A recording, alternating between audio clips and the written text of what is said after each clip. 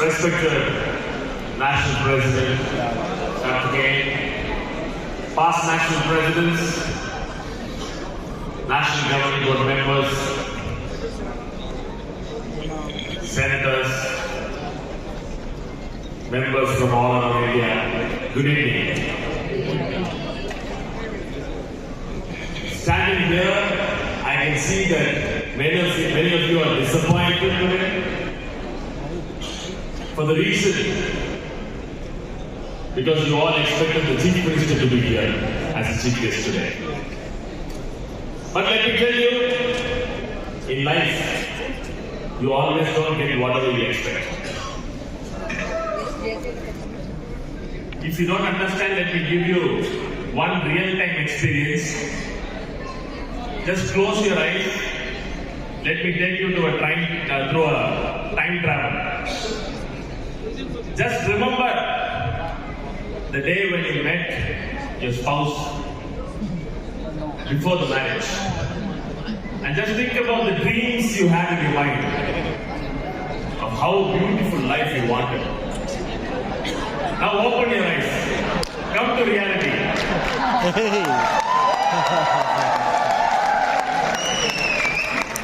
That is why I say, whatever you think, it doesn't happen. If you still don't understand, I'll give you a JCI example. What happens when we struggle to identify a local organization president? We all go to the local president candidate's house. We talk to the person saying that we will give all the support in the world to you. We will tell the person that you want to pay the dues, come to me, I'll help you. You want new members, come to me, I'll help you. You want to run the organization, don't worry, you just have to come to the meeting when it is time to do the call to order. The rest all will be taken care by me. But what happens in the reality? That person is never to be seen again. In some cases, the same person who gave you all the confidence will be sitting against you and making all problems. So, life gives you surprises, and today I am your surprise. Friends, today I wanted to talk about two most asked questions in JCI. The question is, what is JCI? And what is the purpose of JCI? If you ask me what is JCI, I would say JCI is a gift to the world and mankind. I'm not saying this because I'm a JCI President, I have to say this. I'm saying this because I'm seeing what this organization is doing in 115 countries around the world. Dubai has a Minister of Happiness. Bhutan doesn't measure GDP, they measure gross domestic happiness because they believe that if people are happy, everything else will fall in place. JCI is exactly doing the same. JCI is working to make this world a better place. Like our guest of honor mentioned, yes, we are working to make this world a better place. How is the question? And today,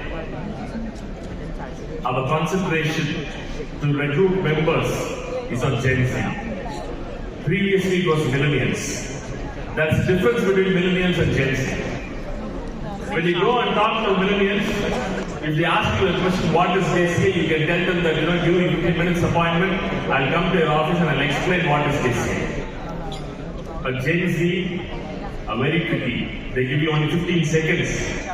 So you have to give a one-word answer. What is JCI? The answer is, JCI is a leadership development organization. Simple.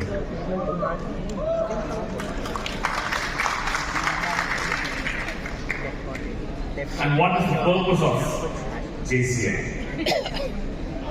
The ultimate objective of JCI. Friends, 3,000 years ago, a Tamil poet, Kaveen articulated that Yadu Mure, Yadu Kaveen. That means we are all world citizens and every human being are my kith and kin. He articulated 3,000 years ago. And as we say in India, and as quoted by Abdul Kalam, when there is righteousness in the heart, there is beauty in the character. And when there is beauty in the character, there is harmony at home. And when there is harmony at home, there is order in the nation. And when there is order in the nation, there is peace in the world. The objective of this organization is to attain world peace. And JCI has been working for that for the past 108 years. And people say that JCI is getting old. We may not be relevant anymore. But let me tell you, we will be relevant for another 100 more years and beyond, because as far as we have problems in this world, we will need a leader to give a solution. And for leader, if you want to become a doctor, you have a university for that. If you want to become an engineer, you have a university for that. But if you want to become a leader, there is only one university, that is called JCI.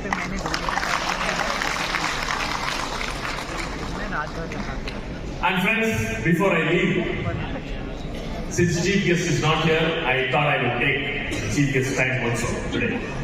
Is it okay if we take 5 more minutes? Yes. Are you ready to listen? Yes, sir. Are you ready to listen to a story about me? Yes, sir. You know, people always ask me, how did I end up becoming the JCI President? Let me tell you the story. In 2009, when I finished my undergrad, my masters in London, I decided I will come back to India and join my father's business. And my father never expected me to come back to India. So after I came back to India, I was confused. I did not know what to do because my father was not accepting me in the business. But on one fine day, I decided I will go and talk to my father. And I went to him and I said, Dad, I'm confused. I'm totally lost. I don't know what to do in life. And my father, he always loves to take a dig at my mom. He said, I know that you're confused. I'm not surprised. You're like your mom. This comes from your mom's side. But don't worry, I will help you.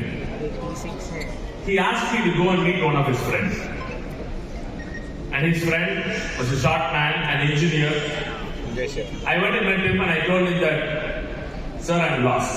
I don't know what to do in life.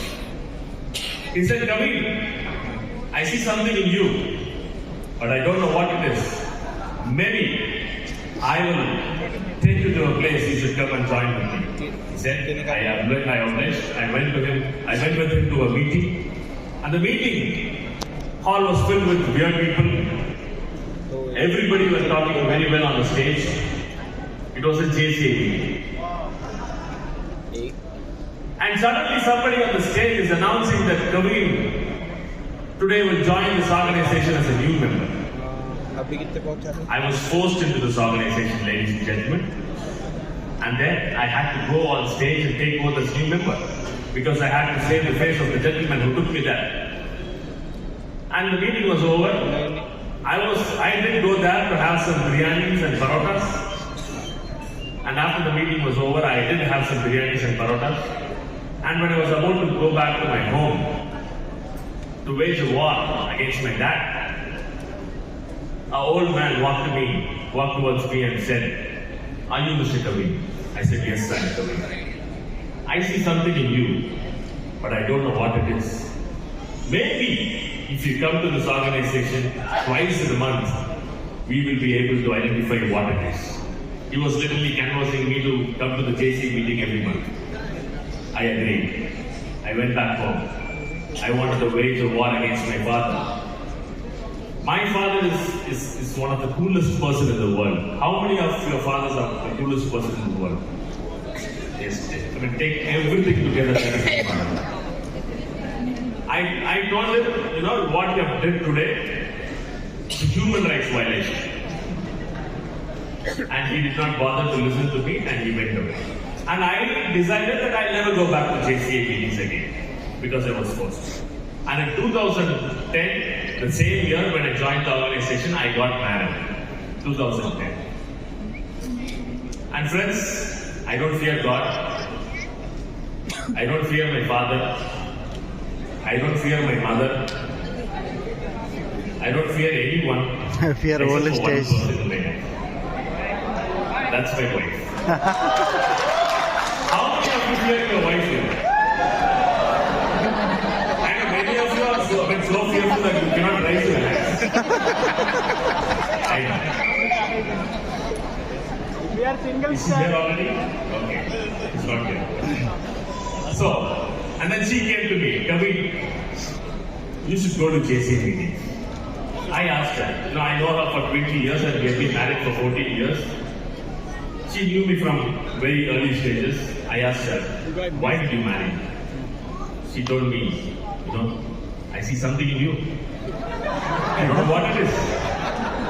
You should go to JCI meetings. And I decided, I have to do whatever she says. So I decided I'll go to JCI meetings. I went to the JCI meetings. And in 2012 was a turning point in JCI career for me.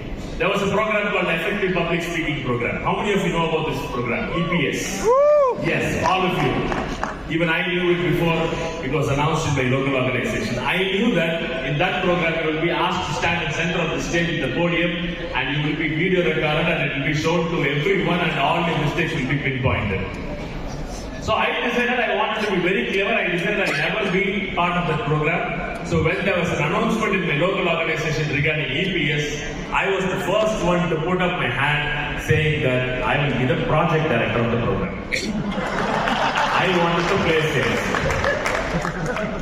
And then I said to my president that I will get you 30 participants, don't worry. So I went all around the city, I canvassed for effective public speaking, the benefits of the program, and I did manage to get 30 people for the program. And on the day when the effective public speaking program was supposed to happen, the